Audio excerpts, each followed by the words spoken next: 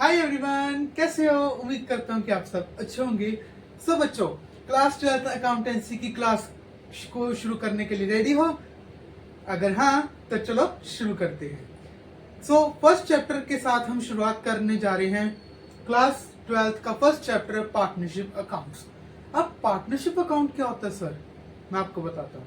जब दो पार्टनर्स मिलके एक कोई न्यू एंटरप्राइज को रन करते हैं, उसी को तो कहते हैं पार्टनरशिप। एग्रीमेंट होता है, कॉन्ट्रैक्ट होता है, और प्रॉफिट शेयर्स, डिविडेंड लॉसेस को इक्वली डिवाइड करना, इसी को तो कहते हैं हम पार्टनरशिप। आपने क्लास 11th में भी पढ़ा होगा। अगर नहीं पढ़ा, डोंट वरी, अभी हम देखते हैं। सो एग्जाम्पल के साथ देखो, मिस्टर रमन और mister Amit were college friends. वो दोनों कॉलेज फ्रेंड्स थे। They decide to start a new business of like designing suits or mobile accessories, any business. Okay, so they were decided to start ABC Limited company, which deals in supermarket or a mobile accessory, anyone else. So उन्होंने decide किया कि जो भी हम profit कमाएंगे या share कमाएंगे या लॉसेस होगा कुछ भी, तो हम इक्वली डिवाइड करेंगे। उन्होंने साइन किया, एग्री किया और अपना कैपिटल लगाया बीच में और स्टार्ट कर दिया। इसी को तो कहते हैं पार्टनरशिप। अब ये दो पर्सन क्या हुए फिर इसमें? पार्टनर्स। क्या हुए? पार्टनर्स। सो इसी को अब हम डिटेल में समझते हैं, इसके मीनिंग के साथ, इसकी डेफिनेशन के साथ। So what are you waiting for? Let's do it.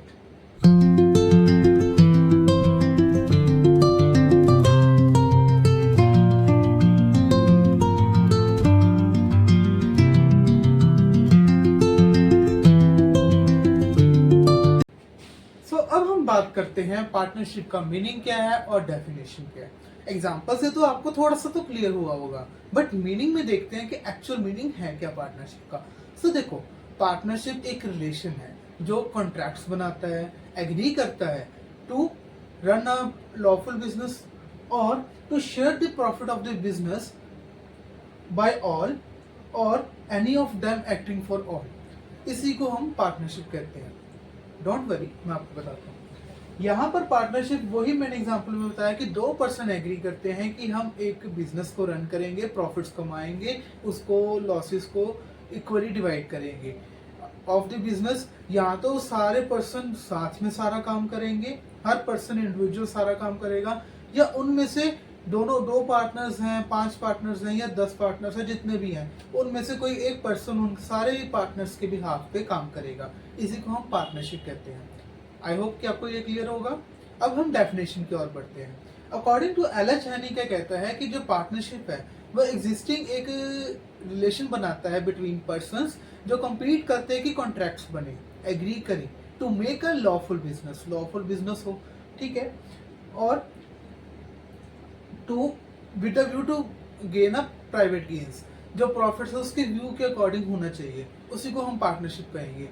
मान लो दो पर्संस हैं, मिस्टर ए और मिस्टर बी। वो दोनों पार्टनर्स एग्री कर रहे हैं कि हम वेलफेयर करेंगे एक चैरिटेबल ट्रस्ट के लिए, हम प्रोजेक्ट्स बनाएंगे या प्रोजेक्ट्स करेंगे, रियल प्रोजेक्ट्स करेंगे। अब आप बताओ कि ये पार्टनरशिप है? नहीं, ये पार्टनरशिप बिल्कुल नहीं है। क्यों? क्योंकि ये नॉन प्रॉफिट एक्टिविटी में चला गया। बिजनेस का हमेशा यही रूल रहा है कि वो प्रॉफिट एक्टिविटी पे डिपेंड करता है कि प्रॉफिट हमने कमाना है ज्यादा से ज्यादा। सो पार्टनरशिप भी बिल्ड करेंगे कि to earn a maximize profits from the business. So I hope कि आपको ये टॉपिक क्लियर हुआ होगा, मीनिंग और डेफिनेशन। अब नेक्स्ट टॉपिक के ऊपर मूव ऑन करते हैं, वो है पार्टनरशिप्स के फीचर्स क्या है। सो चलो देखते हैं। बेसिकली पार्टनरशिप के तो बहुत सारे फीचर्स हैं, बट फीचर्स को एक एक करके डिफाइन करने से ज्यादा हम मेन पॉइंट्स को समझते हैं, जिससे पार्टनरशिप का कॉन्सेप्ट और अच्छे से क्लियर होगा, राइट। सो एक एक करके हम यहाँ पर समझते हैं। सबसे पहला पॉइंट है एग्रीमेंट, उसके बाद है point polarity of business, lawful business, then उसके बाद sharing of profits, unlimited liability. अब एग्रीमेंट क्या कहते हैं? कहते हैं जो दो पर्सन हैं जो पार्टनरशिप को स्टार्ट करते हैं उसमें एग्रीमेंट होना चाहिए, ताकि बाद में कोई मैनिपुलेशन ना हो। बाद में पार्टनरशिप्स में, है ना, या डिस्प्यूट ना हो। तो एग्रीमेंट होना चाहिए एक कॉन्ट्रैक्चुअल फॉर्म में, जैसे कि मैंने आपको डेफिनेशन में भी बताया, है ना। सो रिटन फॉर्म में भी हो सकता है और ओरल फॉर्म में भी हो सकता है। रिटन फॉर्म कॉन्ट्रैक्ट पे दो पार्टनर साइन करते हैं, म्यूचुअली आगे कंटिन्यू करते हैं, है ना। और दूसरा ओरल, जैसे कि ये पार्टनर है मिस्टर ए, इन्होंने कम्युनिकेट किया पार्टनर मिस्टर बी से कि ये हमारी टर्म्स कंडीशन है, ये हम एबीसी कंपनी को रन करेंगे, हम प्रॉफिट्स इतना डिवाइड करेंगे, लॉसेस हुआ है तो इतना डिवाइड करेंगे, ये हमारी रेशियोज निकल के आएंगी, ये हमारी टर्म्स कंडीशन एक्ट के अकॉर्डिंग स्टार्ट हो जाएगी। बट इन्होंने रिटन एग्रीमेंट नहीं किया, ये उन्होंने वर्बली कम्युनिकेट किया। सो इसी को हम कहते हैं ओरल एग्रीमेंट, ठीक है। सो ये पार्टनर्स में होता है। सो बेसिकली वैसे रिटन एग्रीमेंट ज्यादा किया जाता है, बट ओरल एग्रीमेंट भी कर सकते हैं, ठीक है। सो एक्ट के अकॉर्डिंग पार्टनरशिप में एक कॉन्ट्रैक्चुअल एग्रीमेंट होना जरूरी है, कॉन्ट्रैक्चुअल रिलेशनशिप होना चाहिए, राइट। उसके बाद polarity of business. Basically partnership को फॉर्म करने के लिए 2 पर्सन्स की रिक्वायरमेंट होती है, बट मैक्सिमम 50% जा सकते हैं। 10 इन कंपनी और बैंकिंग सेक्टर में 10 पर्सन्स की जरूरत होती है, राइट। बट 2 पर्सन्स तो रिक्वायरमेंट है। अब 1 पर्सन तो नहीं स्टार्ट कर सकता। 1 पर्सन अगर कंपनी को स्टार्ट करे तो उसको क्या कहते हैं, या 1 पर्सन अगर बिजनेस को स्टार्ट करते हैं तो उसको क्या कहते हैं, कमेंट सेक्शन में जरूर बताना। सो मेन 2 पर्सन्स की रिक्वायरमेंट है, 1 पर्सन कभी भी पार्टनरशिप को फॉर्म नहीं कर पाता। उसके बाद लॉफुल बिजनेस, क्या कि हम बिजनेस को रन करेंगे, बट वो लीगली भी होना चाहिए। ये भी पार्टनरशिप कहते हैं कि वो लीगली नेचर के होना चाहिए, लॉज के रूल्स रेगुलेशन को फॉलो करना होना चाहिए, कंपनीज के रूल्स रेगुलेशंस को अंडर होना चाहिए। मान लो कि 2 पर्सन्स हैं, उन्होंने बिजनेस स्टार्ट किया, स्मगलिंग का कर रहे हैं और ड्रग्स को सप्लाई कर रहे हैं। क्या ये जो बिजनेस है, क्या ये पार्टनरशिप फॉर्म एग्जिस्ट कर रहा है? कमेंट सेक्शन में जरूर बताओ। बट ये नहीं करता, क्यों? क्योंकि ये लीगली नेचर का है ही नहीं है, क्योंकि ये इलीगल नेचर का होगा। लीगली मीन्स लॉ के अंडर होना चाहिए। सो जो भी पार्टनरशिप फॉर्म की जाएगी वो हमेशा लॉफुल नेचर की होनी चाहिए, प्रॉफिट्स की व्यू पॉइंट पे होनी चाहिए, ठीक है। नेक्स्ट पॉइंट हम वही देख रहे हैं, शेयरिंग ऑफ प्रॉफिट्स के बारे में। जो शेयरिंग ऑफ प्रॉफिट्स है, कहते हैं जो प्रॉफिट्स है वो डिवाइड इक्वली होने चाहिए, लॉसेस या रेशियोज के ऊपर डिवाइड किया जाना चाहिए, है ना।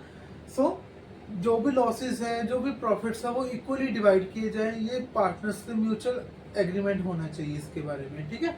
सो ये फीचर्स में आता है। उसके बाद अनलिमिटेड लायबिलिटी। अब जो पार्टनर्स हैं वो उनकी लायबिलिटी हमेशा अनलिमिटेड रहेगी। क्यों? मैं बताता हूँ। क्योंकि कंपनी को इतने एसेट्स नहीं होते जो वो अपनी लायबिलिटीज को पे ऑफ कर दे। तो कई बार क्या होता है, पार्टनर्स को अपने पर्सनल एसेट्स को भी पे ऑफ करना पड़ जाता है। सो इसी को हम पार्टनरशिप कहते हैं। तो पार्टनर्स में अनलिमिटेड लायबिलिटी होती है। सो आई होप कि आपको ये फीचर सारे क्लियर हुए होंगे। अब हम नेक्स्ट टॉपिक के ऊपर मूव ऑन करते हैं। वो टॉपिक है एलएलपी, जिसका नाम है लिमिटेड लायबिलिटी पार्टनरशिप। सो अब हम देखते हैं लिमिटेड लायबिलिटी पार्टनरशिप, जिसको हम एलएलपी कहते हैं।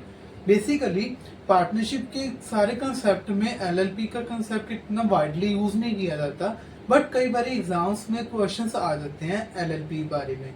तो आपको एलएलपी के बारे में थोड़ा सा पता होना चाहिए। सो हम इंट्रोड्यूस करते हैं एलएलपी, जो है लिमिटेड लायबिलिटी पार्टनरशिप। ये मैंने पॉइंट्स में फॉर्म किया है ताकि आपको इजीली समझ आ जाए। सबसे पहले ये जो लिमिटेड लायबिलिटी पार्टनरशिप है ये अवेलेबल है इन यूके अप्रैल 2001 में है, ओके हुआ था। उसके बाद जो गवर्नमेंट रूल्स निकालती है वो एलएलपी के एक्ट के अकॉर्डिंग होती है 2008 में। लिमिटेड लायबिलिटी पार्टनरशिप एक्चुअल होती क्या, मैं बताता हूँ। वैसे तो आपने देखा कि पार्टनरशिप अनलिमिटेड लायबिलिटी के नेचर में होती है ना, बट एलएलपी का कंसेप्ट थोड़ा सा ब्रॉडर है। ये यूके वाले प्रोफेशनल पार्टनरशिप्स में एग्जिस्ट करता है। वहां पर जो लायबिलिटी है वो लिमिटेड रहती है, इसके सारे रूल्स रेगुलेशंस काफी डिफरेंट होते हैं, ये एक्ट के अकॉर्डिंग आता ही नहीं है।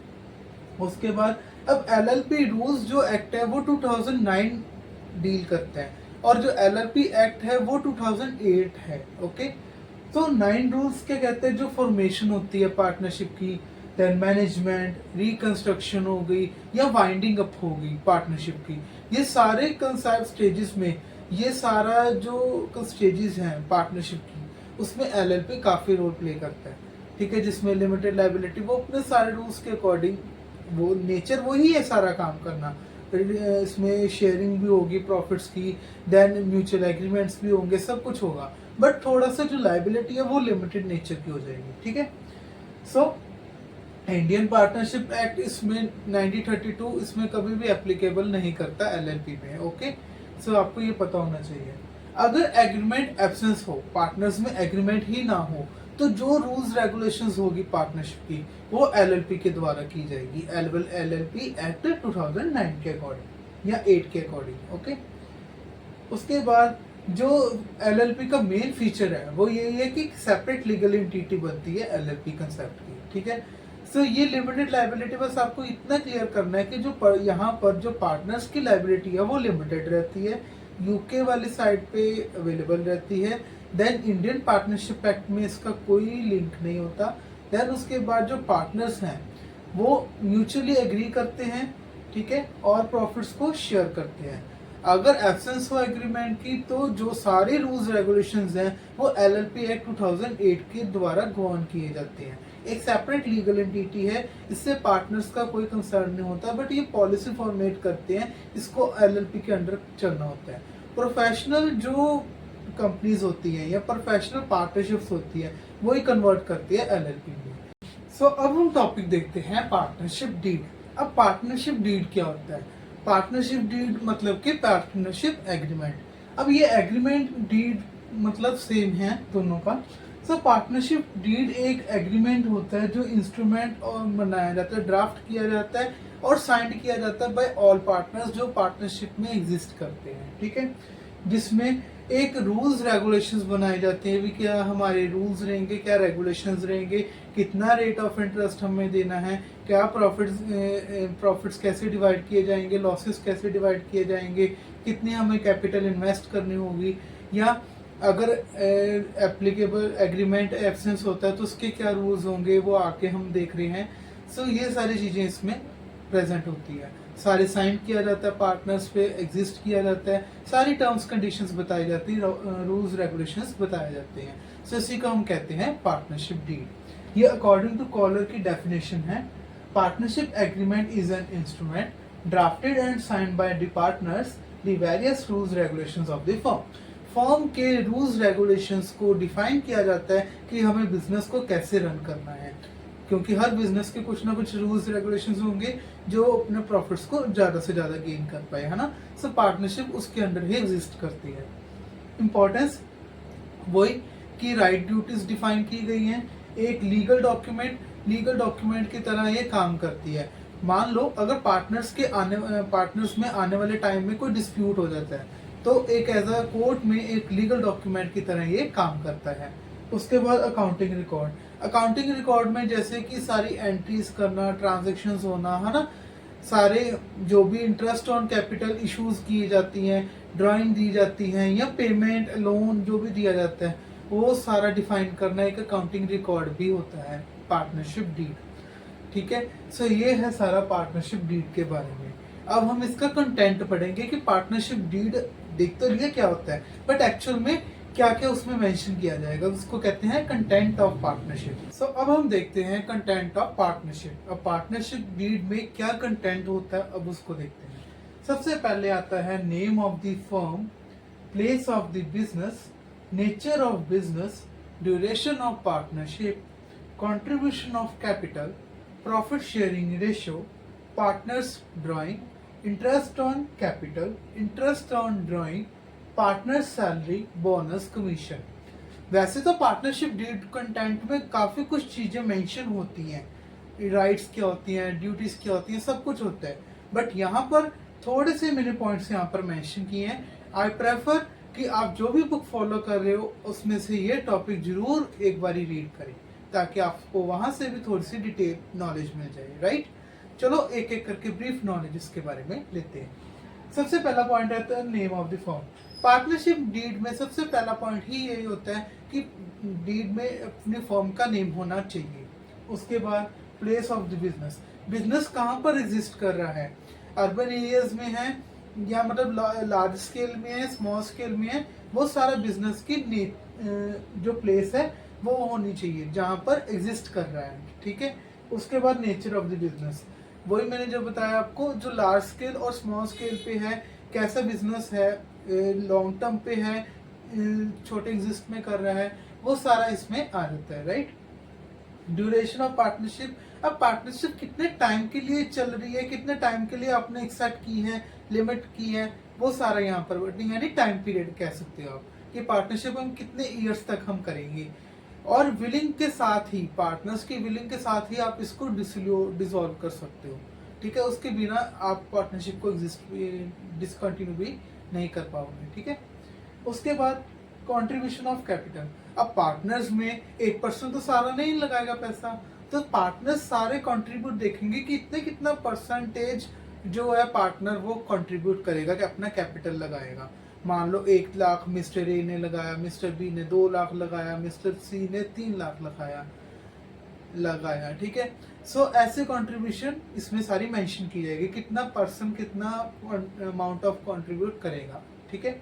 उसके बाद प्रॉफिट शेयरिंग रेशियो, वही जो प्रॉफिट या लॉसेस आएंगे जो भी अर्न किए जाएंगे बिजनेस में से, वो किस रेशियो में डिवाइड किए जाएंगे, 3:2 है, 2:1 है, या इक्वली करना है, वो सारा वहां पे मेंशन किया जाएगा। उसके बाद पार्टनर्स ड्राइंग, पार्टनर्स अपने ड्राइंग विड्रॉल कराते हैं, अपने अमाउंट कुछ अपने बिजनेस के लिए या पर्सनल यूज के लिए निकालते हैं, तो उसकी क्या कंडीशंस रहेंगी वो सारा इसमें हो जाता है। जब पर्सन अपने पर्सनल यूज के लिए वो जो अर्निंग का पार्ट निकालता है उसी को हम ड्राइंग कहते हैं, ठीक है। अपने पर्सनल यूज के लिए या लोन लेता है, कुछ भी ऐसा कह सकते हो, इसी को हम ड्राइंग कहते हैं। सो वो नेक्स्ट पॉइंट आता है इंटरेस्ट ऑन ड्राइंग। अब इंटरेस्ट ऑन ड्राइंग कहता है कि जो अपने पार्टनर ने ड्राइंग निकाली है पार्टनरशिप में, ठीक है। सो ड्राइंग के ऊपर वो जो इंटरेस्ट है वो पार्टनरशिप लेगी, वो फॉर्म लेगी पार्टनर से, ठीक है। सो जो इंटरेस्ट है वो कितना होगा वो सारा उसमें मेंशन किया जाता है। सेम एज अगर कैपिटल कंट्रीब्यूट की है तो वो पार्टनर जो फर्म है वो पार्टनर्स को कितना इंटरेस्ट ऑफ कैपिटल वो पे करेगी पार्टनर्स को, वो उसमें सारा मेंशन किया जाता है। पार्टनर्स की क्या सैलरी होगी, क्या बोनस होगा, अगर कोई इंटरमीडिएट काम किए जाते हैं, पार्टनर्स अपने बिहाफ पे काम करता है, उसकी क्या कमीशन होगी, वो सारा इसमें बताया जाता है। So partnership deed is about कि सारे रूल्स रेगुलेशंस जो एक ड्यूटीज वगैरह जो भी है वो सारा एक जगह पे फ्रेम करना, इसी को हम कहते हैं पार्टनरशिप डीड। सो अब हम देखते हैं कि पार्टनर्स के क्या राइट्स होते हैं और क्या ड्यूटीज होती हैं। सो यहाँ पर मैंने मेंशन किया है कि क्या पार्टनर्स के राइट्स हैं और यहाँ पर मैंने मेंशन किया है कि क्या पार्टनर्स की ड्यूटीज हैं। तो सबसे पहले हम देखते हैं राइट्स। तो सबसे पहला राइट है right to take part in management of the business, कि जो पार्टनर का पूरा राइट है कि जो मैनेजमेंट के कोई भी ट्रांजैक्शन हो रही है या कोई भी इवेंट हैपनिंग हो रही है उसमें पार्टनर का पूरा हक है कि वो एक मैनेजमेंट का हिस्सा बन सके, राइट। उसके बाद राइट टू बी कंसल्टेड, अगर कोई भी मैटर चल रहा है तो उसको एज अ पार्ट माना जाए, कंसल्ट करना उसका पूरा हक है पार्टनर का, कंसल्ट किया जाए फॉर्म में, ठीक है। उसके बाद profit share equally in losses also, कि जो प्रॉफिट और लॉसेज है वो इक्वली डिवाइड हो, इंटाइटल हो पार्टनर कि वो उसको प्रॉफिट और जो लॉसेज है वो इक्वली डिवाइड होने चाहिए। ये नहीं है कि एक पार्टनर को आपने ज़्यादा लॉसेज प्रोवाइड कर दिए, एक को आपने कम प्रॉफिट को कर दिए।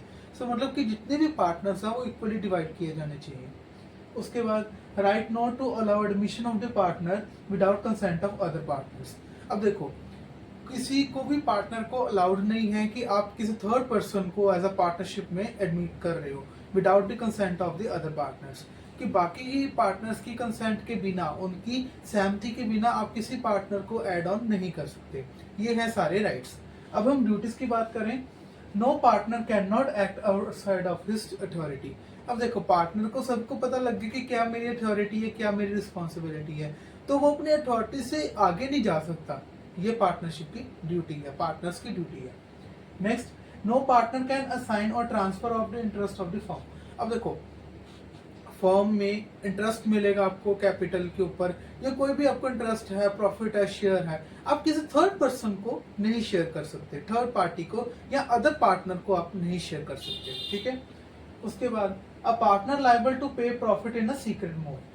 अब जो पार्टनर है, मान लो मैं एक फर्म का पार्टनरशिप का एक पार्टनर हूँ, मैंने कुछ प्रॉफिट सीक्रेट मोड में अर्न की है, मैंने फर्म को नहीं पता कि मैंने कुछ सीक्रेट प्रॉफिट अर्न किए हैं, ना ही पार्टनर्स को पता है, तो मैं लायबल हूँ कि वो जो मैंने प्रॉफिट्स कमाए हैं सीक्रेटली, वो मैं उसको पे करूँ फर्म को, ये मेरी ड्यूटी है। सो मैं वो ट्रांसफर नहीं रख सकता। सो ये मेरी पर्सनल ड्यूटी बनती है कि जो भी मैंने प्रॉफिट्स कमाए हैं वो मैं फर्म दूं, ऐसा अगर मैं पार्टनर हूं तो, ठीक है। उसके बाद no partner entitled to receive any remuneration for take part in the conduct of the business. अब बिजनेस में जैसे कि बताया कि जो भी प्रॉफिट लॉसेस होंगे वो इक्वली डिवाइड होंगे, वो आपको अर्निंग, आपको इनकम मिलेगी उसके रिगार्डिंग। बट अगर आपको कोई सैलरी नहीं, कोई रिमनरेशन आप रिसीव नहीं कर सकते बिजनेस के मोड में। सो ये सारी ड्यूटीज हैं जो एज अ पार्टनर्स में होनी चाहिए। सो आपको उम्मीद है कि आपको ये सारा टॉपिक क्लियर हुआ होगा। अब एक और टॉपिक हम देखते हैं, वो है अगर पार्टनरशिप एब्सेंस हो, यानी एग्रीमेंट एब्सेंस हो, तो पार्टनर्स की क्या रूल्स रेगुलेशंस होंगी वो देखते हैं। चलो देखते हैं फिर। अब हम वीडियो का लास्ट टॉपिक आज का देखने जा रहे हैं, वो है पार्टनरशिप डीड अगर एब्सेंस हो तो उसके क्या रूल्स होते हैं। चलो देखते हैं। कई बार क्या होता है, पार्टनरशिप में रूल्स तो सारे मेंशन होते हैं, कई बार पार्टनरशिप डीड नहीं बनाई जाती, वो कंपलसरी होती है, बट अगर ना हो तो क्या रूल्स होंगे वो हम देखते हैं। सबसे पहले प्रॉफिट शेयरिंग, जो कि जो भी प्रॉफिट लॉसेस जो भी अर्न किए जाएंगे, बिजनेस के प्रॉफिट्स कमाए जाएंगे, वो इक्वली डिवाइड किए जाएंगे, अगर एब्सेंस हो तो भी इक्वली डिवाइड किए जाएंगे बिटवीन दी पार्टनर्स, राइट। उसके बाद इंटरेस्ट ऑन कैपिटल, कोई भी इंटरेस्ट ऑन कैपिटल चार्ज नहीं किया जाएगा, नहीं दिया जाएगा पार्टनर्स को in the absence of partnership deed. अगर पार्टनरशिप डीड नहीं है तो कोई भी इंटरेस्ट ऑन कैपिटल नहीं दिया जाएगा, ठीक है। उसके बाद इंटरेस्ट ऑन ड्राइंग, अगर कैपिटल के ऊपर इंटरेस्ट नहीं दिया जा रहा तो वो partnership firm interest on capital पे चार्ज भी नहीं करेगी, इंटरेस्ट ऑन ड्राइंग चार्ज नहीं करेगी, ठीक है, पार्टनर से। इंटरेस्ट ऑन लोन, जो इंटरेस्ट ऑन लोन है वो 6% पर एनम के अकॉर्डिंग दिया जाएगा, चार्ज किया जाएगा अगर एब्सेंस है पार्टनरशिप डीड की, ठीक है। उसके बाद रिमनरेशन टू पार्टनर्स, कोई भी पार्टनर एंटाइटल नहीं है कि वो अपनी रिमनरेशन, सैलरी, कमीशन उसको कोई नहीं मिलेगी अगर पार्टनरशिप डीड एब्सेंस है।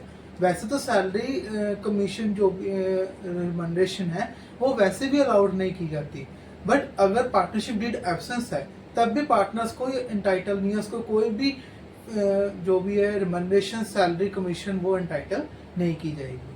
सो आई होप कि आपको ये सारे टॉपिक्स आपको आज क्लियर हुए होंगे।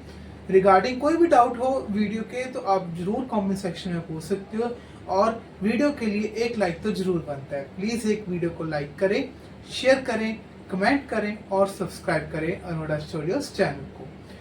तो वीडियो को थ्योरेटिकल पार्ट तो कंप्लीट हुआ, अब अकाउंट्स में न्यूमेरिकल पोर्शन भी है। सो इस चैप्टर का न्यूमेरिकल पोर्शन नेक्स्ट वीडियो में हम स्टार्ट करने जा रहे हैं। Till then, good bye, see you later, thank you so much.